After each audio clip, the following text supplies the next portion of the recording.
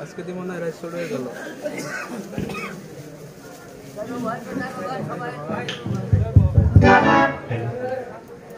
इमरान है क्या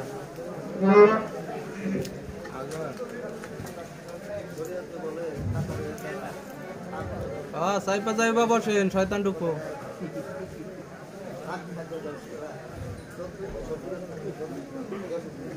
এদিকে তো আপত্তি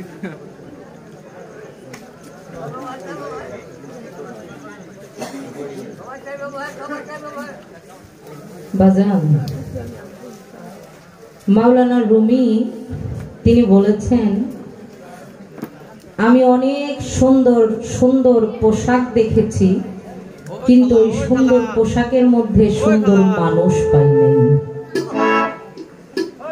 অনেক মানুষ দেখেছি তার ভিতরে পোশাক দেখিনি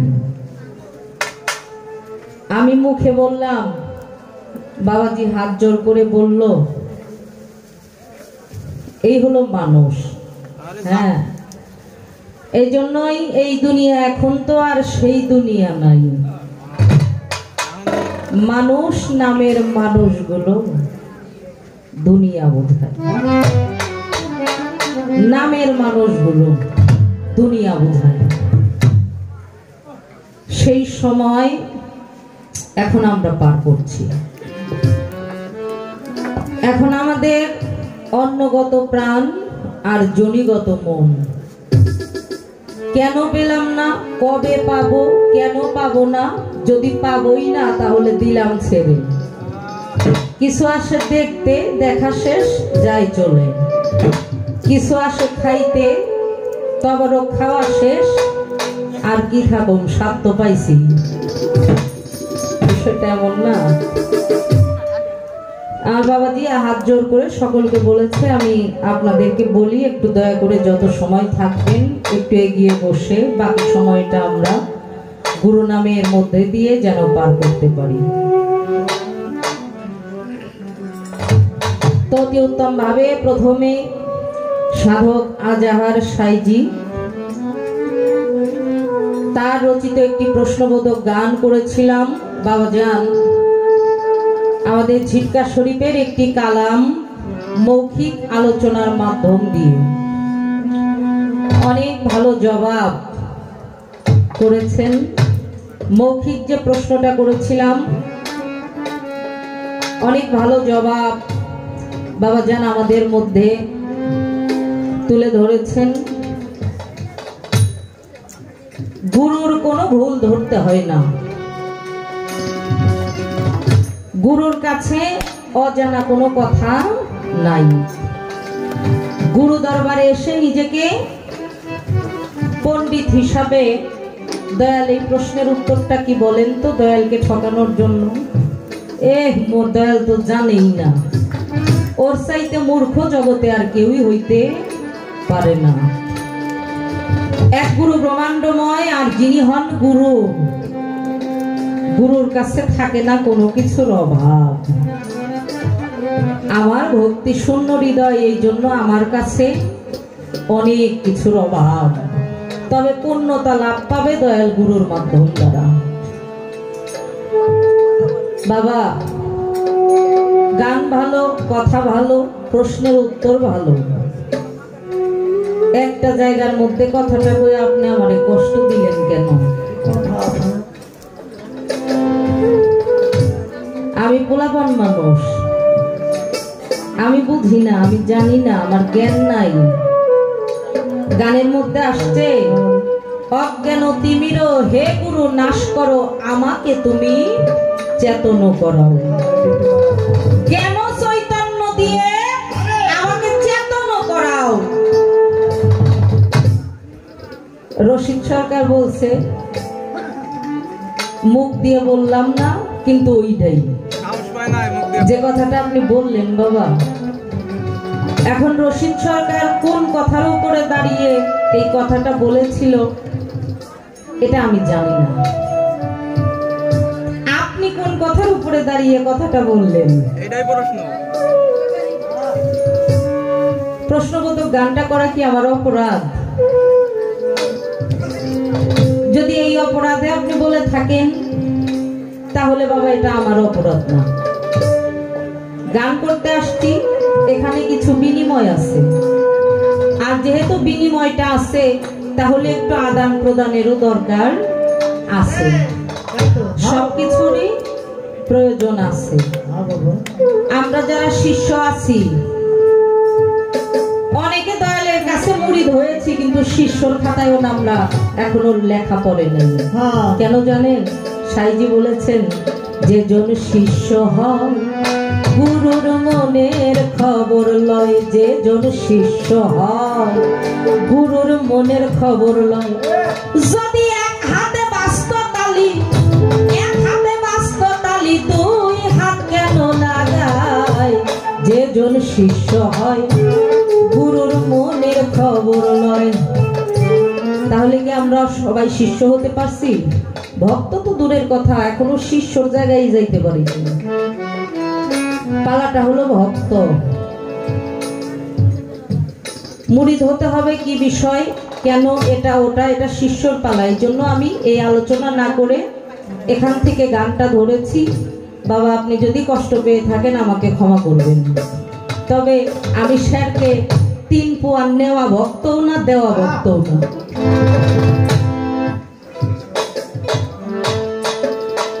এ পর্যন্ত কথা।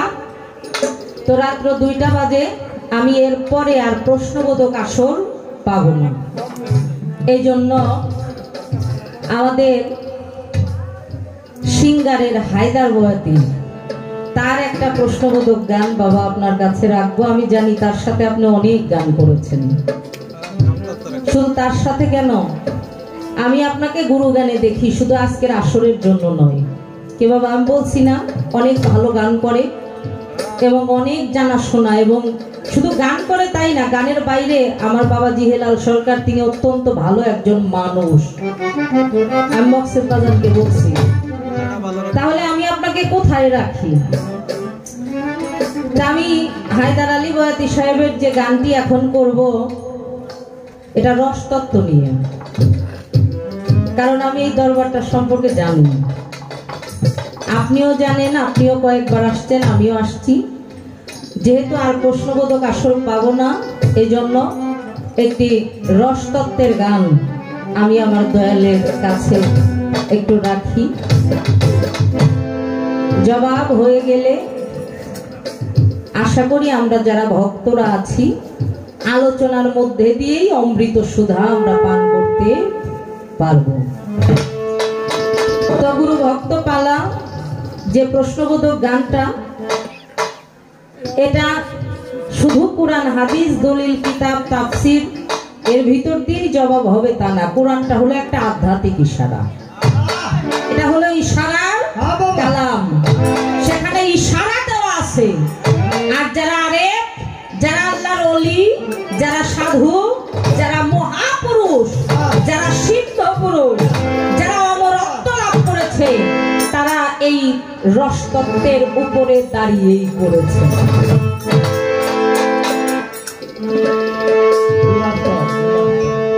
পঞ্চরসই কি বা বস্তু, কিভাবে করে আস্বাদন?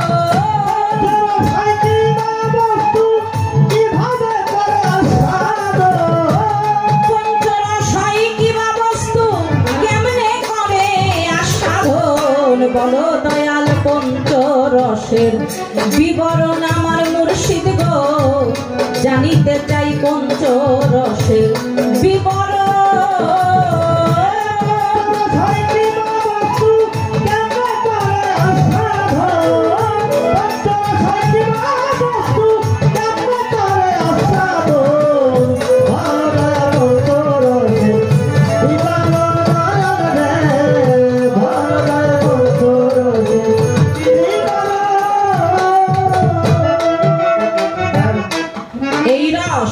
ফলে কিংবা ফুলে থাকে,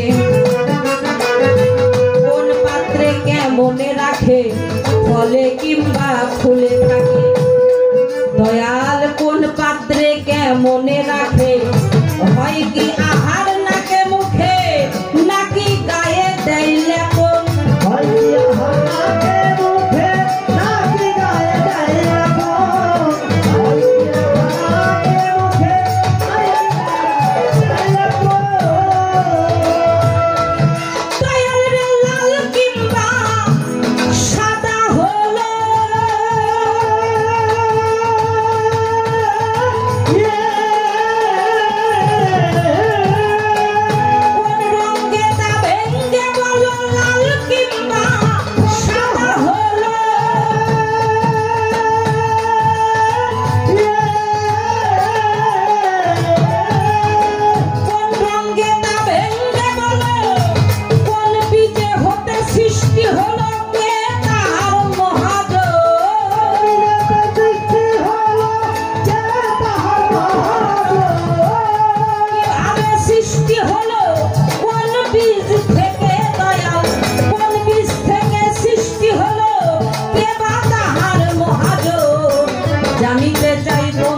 রসের বিবরণ আমার হেলাল চান, জানিতে চাই পঞ্চরসের বিবরণ।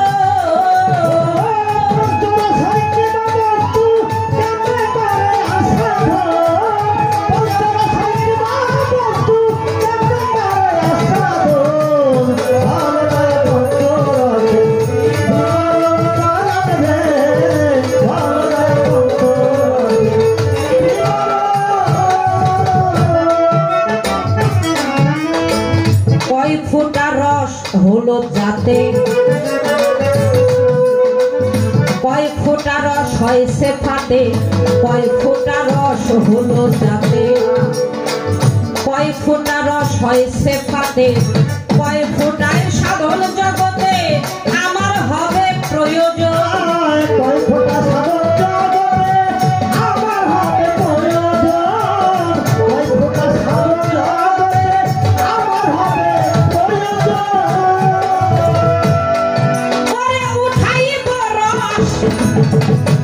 কোন কৌশলে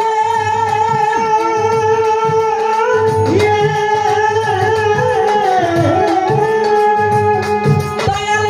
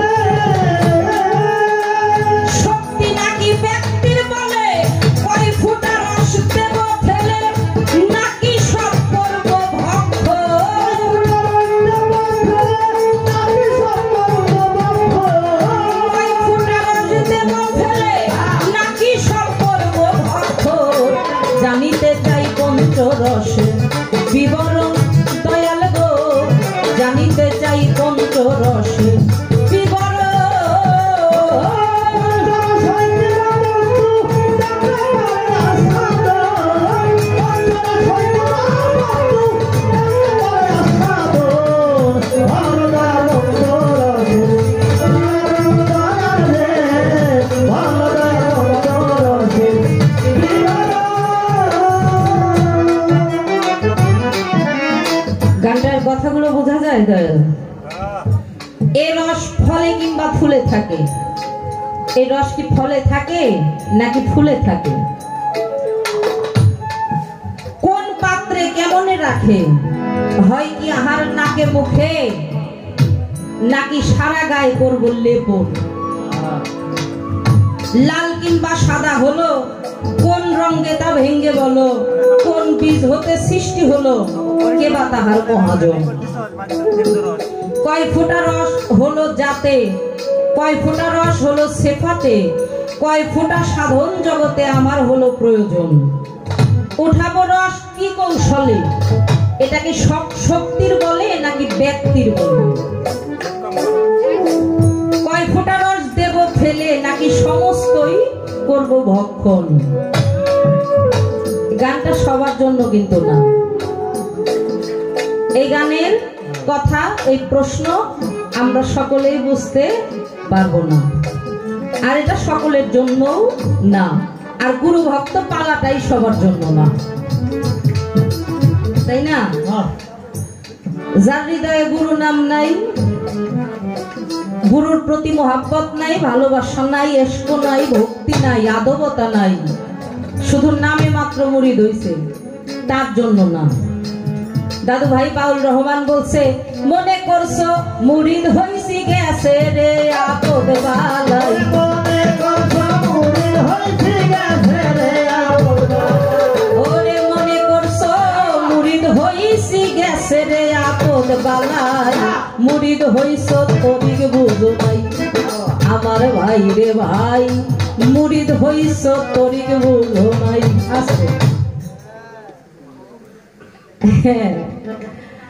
তা আমরা দাদাই মুরিদ হইছে, তাওই মুরিদ হইছে, আব্বাই হইছে, আমি যদি না হই, এই জন্য হইলাম। কিন্তু মূলত কেন হব? তরিকতে যে দাখিল হলাম, তরিকতের কাজ কি? এটা কিছুই করিও না, বুঝিও না, দয়ালের কাছে চাইও না।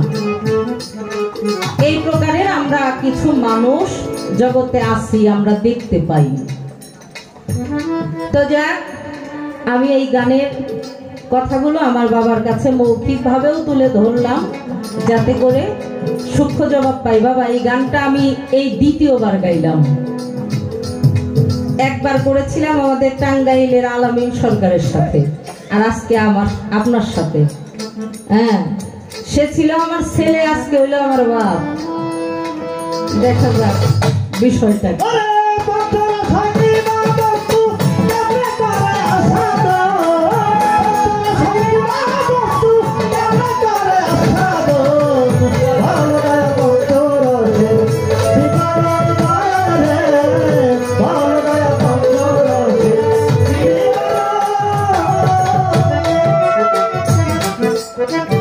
জানা শোনা না থাকিলে সাধন ভজন যায় বিফলে, জানা শোনা না থাকিলে সাধন ভজন যায় বিফলে, আসলে তার ব্যক্তি মূলে বুঝালে হই সচেতন, আসলে তার ব্যক্তি মূলে বুঝালে হয় সচেতন, আসলে তার ব্যক্তি মূলে বুঝালে হয় সচেতন। ওরে আন্দাজি রস খাইতে গিয়া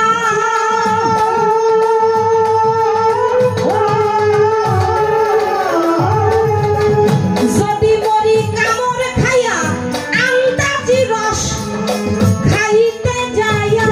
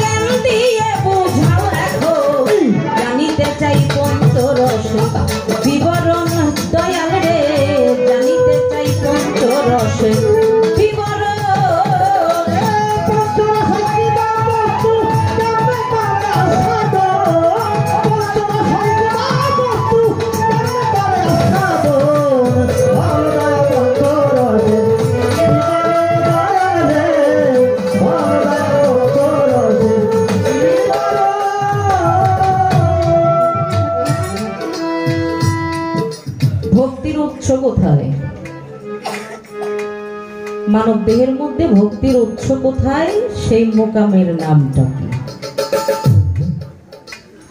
মোকামে মাহমুদা, যাকে বলা হয় কপাল।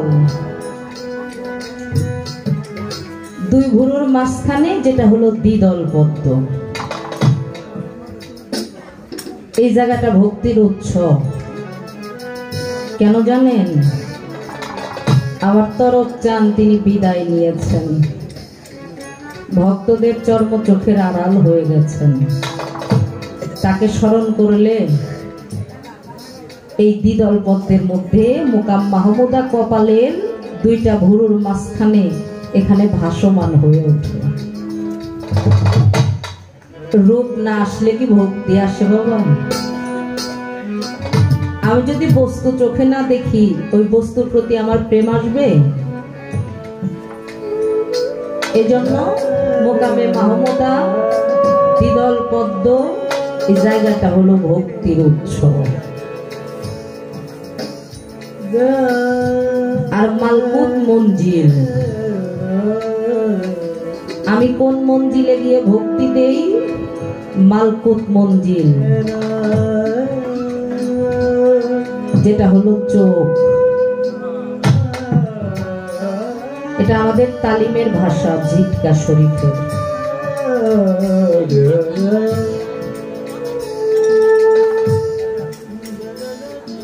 গুরু যদিও ভক্ত থেকে কখনো বিয়োগ হয় না, কিন্তু চর্ম চোখে দেখতে পারি না, মনে চাইলে একটু কথা বলতে পারি না। আপনাদের দাওয়াত দিলাম না 17 তারিখ লালন সাইজির ধামে অনুষ্ঠান, এই 17 তারিখ আমার গুরু পাঠে অনুষ্ঠান, আমার অসীম বাবার উফাত দিবস। 3টা বছর পূর্ণ হলো। দেখতে দেখতে চোখের পলকে আমি এখনো পর্যন্ত কোনো সময় ভাবতেই পারি না যে আমার বাউল নাই, ভাবতেই পারি না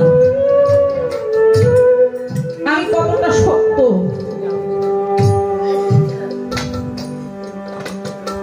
দুর্বল ওই জায়গাটায়,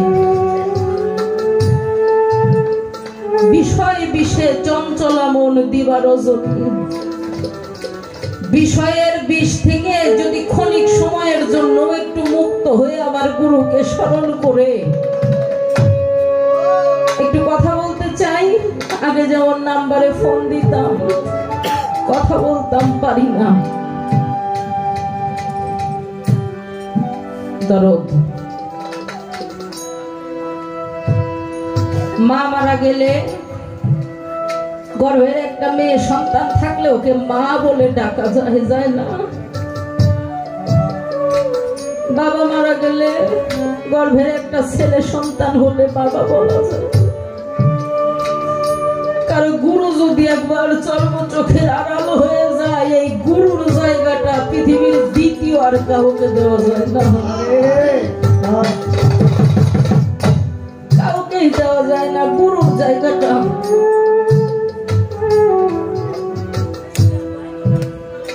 কত জায়গায় ঘুরি, কত জনকে দেখি, কত জায়গায় গিয়ে কত জনকে বাবা বলে ডাকি,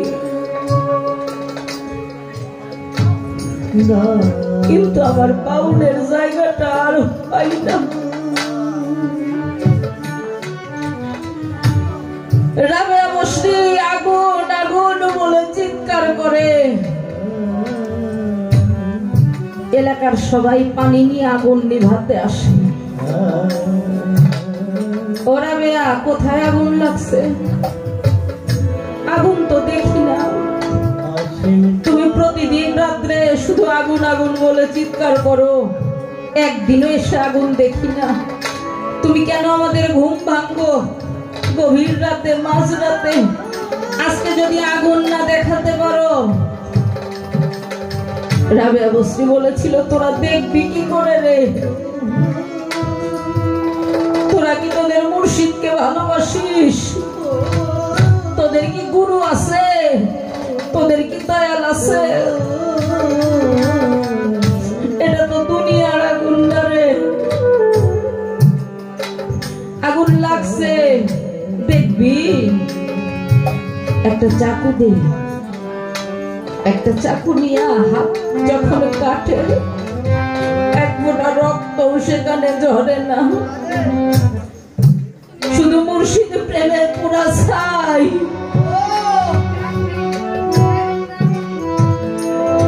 কেমন আগুন, পুরো প্রেমের আগুন যার ভিতরে একবার জ্বলে রে, এই আগুনটা দুনিয়ার কাউকে দেখানো যায় না। এটা এমন আগুন,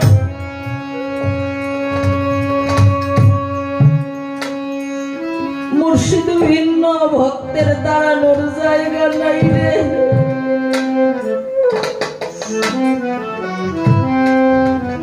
আমার তরফ চানকে দেখেছি এখানে এই বাড়িতে ওরসের মধ্যে আসে, প্রতি বছর আসতো, আসন করে বসতো। আমার তরফ চান ফাঁকি দিয়ে চলে গেছে, কোথাও গেলে পাই না। হারানোর যন্ত্রণা না হারাইলে কখনোই বোঝা যায় না।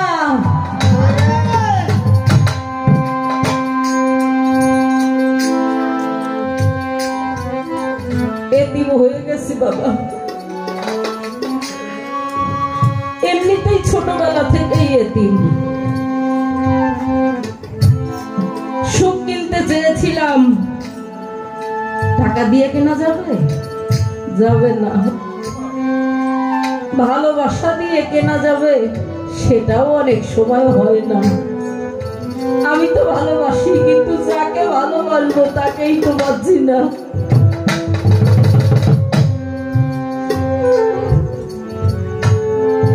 সেই 5 বছর বয়সে বাবা মারা গেল।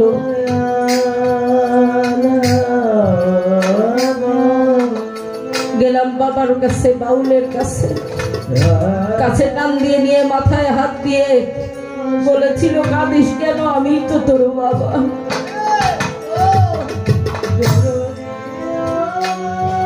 ভুলে থাকতাম যে আমার বাবা আছে,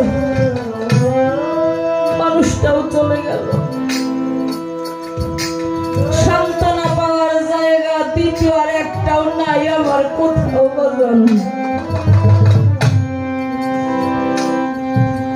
যেখানেই যাই শুধু অগ্নি জ্বলে, কিন্তু শান্তি পাই না।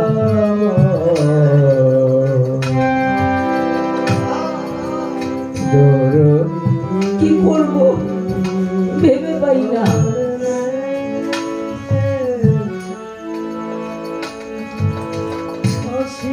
আমার মকসেদ চানের যারা ভক্ত আছেন, যারা আমার ভাই বোনেরা আছেন, পায়ে হাত দিয়ে অনুরোধ করে যাই, গুরুর মতো আপন জগতে আর কেউ হয় না।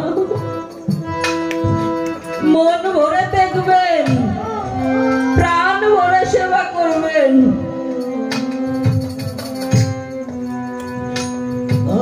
কখনো কোনোভাবে গুরুর আদেশ অমান্য করবেন না। গুরু কখনো স্বার্থের জন্য ভালোবাসে না। গুরু শুধু চায় আমার ভক্ত যেন ভালো থাকে। সমস্ত ভক্তের রোগ ব্যাধি গুরু নিজে শরীরে বহন করে। আমরা অনেকে বলি না, আপনি কেমন পিসাব, আপনার শরীর ভরা এত রোগ কেন, এত ওষুধ খান কেন? এটা আমরা না বুঝে বলি। আমরা গুরুর কাছে এসে বলি, দয়াল আমার এই রোগ হয়েছে, একটু দোয়া করেন। বাবা আমার এই সমস্যা হয়েছে, একটু দোয়া করেন। মাথায় হাত দেয়, বুকের মধ্যে টান দেয়, মালিককে ডেকে বলে, মালিক রে আমার এই ভক্তের রোগ তুমি আমার শরীরে দিয়ে দাও, তাও তুমি ওকে ভালো রাখো।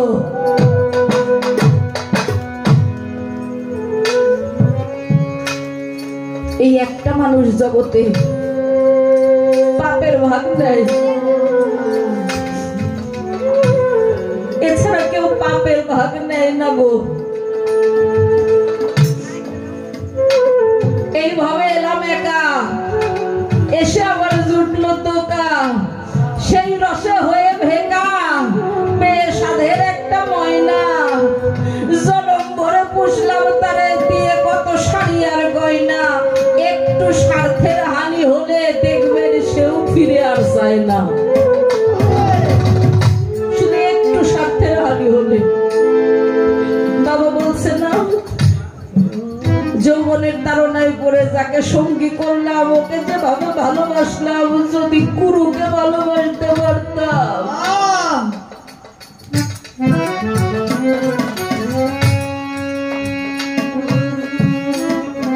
জগতে তিনটা মানুষ গো, মা গুরু, বাবা গুরু আর প্রাণীশ্বর প্রাণপতি, যার যার প্রাণনাথ, যার যার দয়া দীনবন্ধু, আখেরাতের সাথী, পরপারের কান্ডারি। এই শুধু তিনটা মানুষ ছাড়া সবাই স্বার্থের পাগল। বেদবি মাফ করবেন, জীবনের সাথে মিলাই দেখবেন, এছাড়া সবাই স্বার্থের পাগল। মাকে কত কষ্ট দেই, বাবাকে কত কষ্ট দেই। যখন নিজের গর্ভে একটা সন্তান হয় তখন বুঝি আহারে মা বোধ হয় এত কষ্ট করে আমাকে বড় করছে। তখন বুঝে লাভ কি, তখন তো আমার মা নাই, তখন তো বাবা নাই, তখন বুঝে লাভ কি। সময় থাকতে তো বুঝলাম না। শ্বশুর শাশুড়িকে কত আদর করি, আপ্যায়ন করি, মাকে মা বলেই ডাকি না। বৃদ্ধাশ্রমে রেখে আসি, সংসার গুছিয়ে নিয়ে মা বাবাকে পৃথক করে দেই। আহারে মানুষ আমরা, কত জ্ঞান, কত বুদ্ধি, এই মানুষ। ধরো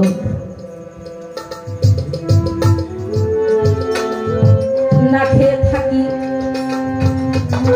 সারাদিন মা ঘোরাঘুরি করে, একটু খেয়ে নে, একটু খেয়ে নে, না ঘুমাইলে ঘুমাস না, একটু ঘুমা। বাড়ি থেকে গানে যাই, বাড়ি না ফেরা পর্যন্ত পথের দিকে চেয়ে থাকে, কতবার ফোন করে, কত দূর আসছো। আমাদের টাঙ্গাইলে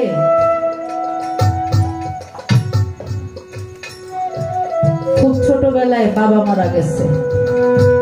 পরের বাড়ি ঝিয়ের কাজ করে সন্তানকে একটু একটু করে বড় করছে।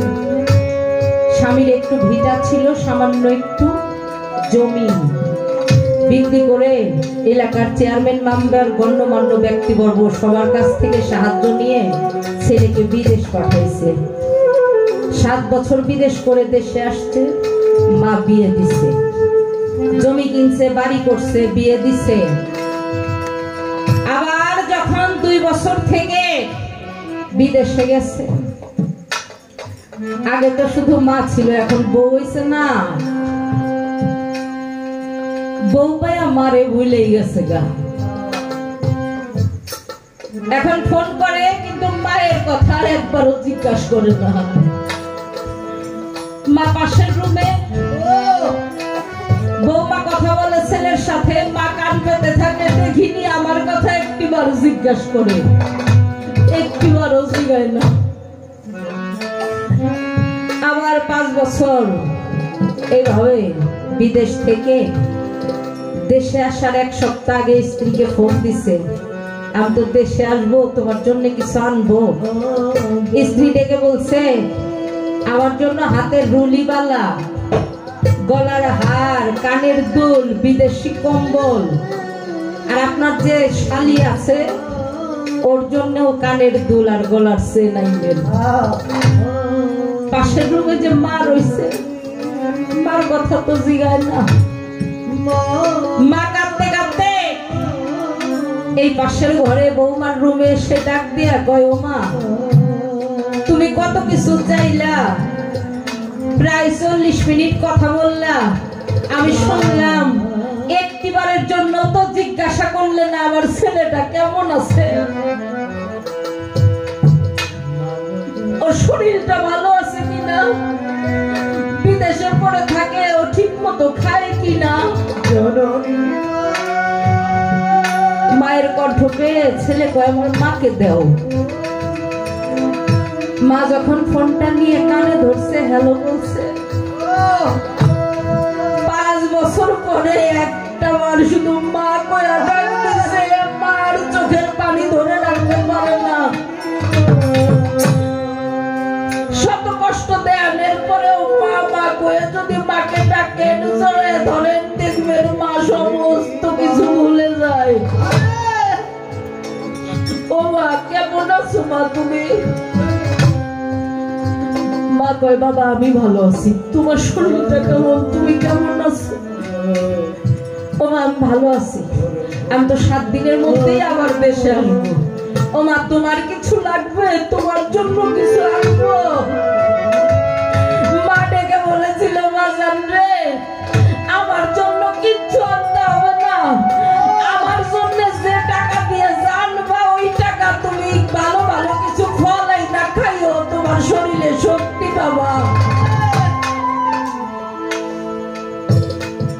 আর দেশে আইসা শুধু আমাকে একটিবার মা মা কইয়া ডাক দিও, আর কিচ্ছু লাগবে না আমার, শুধু একটিবার মা কইয়া ডাক দিও। ছেলেটা কেঁদে দিয়ে বলেছিল, ও মা তুমি কত কষ্ট করে আমাকে বড় করেছো, মানুষের বাড়ি কাজ করে, থাল বাটি মেজে ঝিয়ের কাজ করে, আর সেই আমি বিয়ে করে কেমনে তোমাকে ভুলে গেলাম।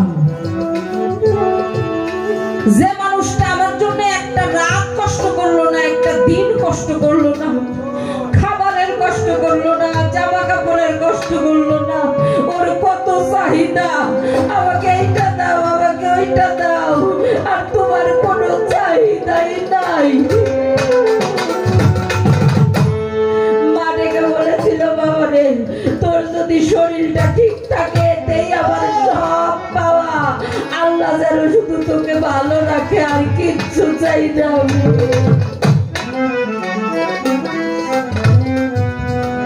সেই মাকে কষ্ট দিই, বাবাকে কষ্ট দিই। বাবা জান, যার বাবা নাই সেই মানুষটা বুঝবে, নিজের ঘরে যদি একটা পাগল বাবাও থাকে, নিজের বাবাকে বাবা বাবা বলে ডাকলে যে আত্মতৃপ্তিটা হয়, এটাকে অন্য কাউকে ডাকলে হয়। নিজের মাকে মা মা বললে যে আত্মতৃপ্তি হয়, সে পাগল হোক। হাজার হাজার মেয়েকে বাবা বলবেন, সে আত্মতৃপ্তি হয় কখনো? কখনো হয় না। আমি হারানোর যন্ত্রণাটা বুঝি। বাবা নাই, একটা ভাই নাই, বড় একটা বোন, সেও 3 বছর ধরে ব্রেন স্ট্রোক করে প্যারালাইজড।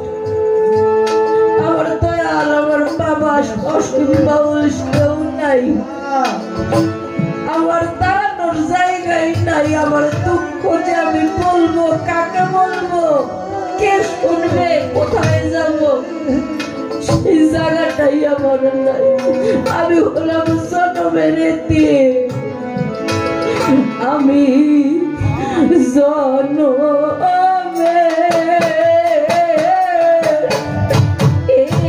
এতিম রে,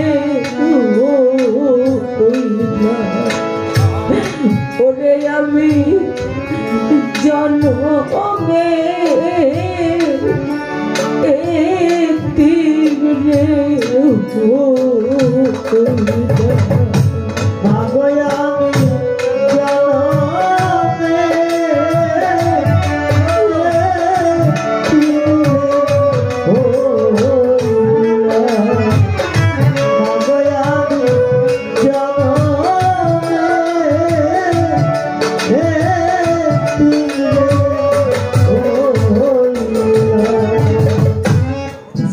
হারাইছে সেই তো জানে মকসদ বাজার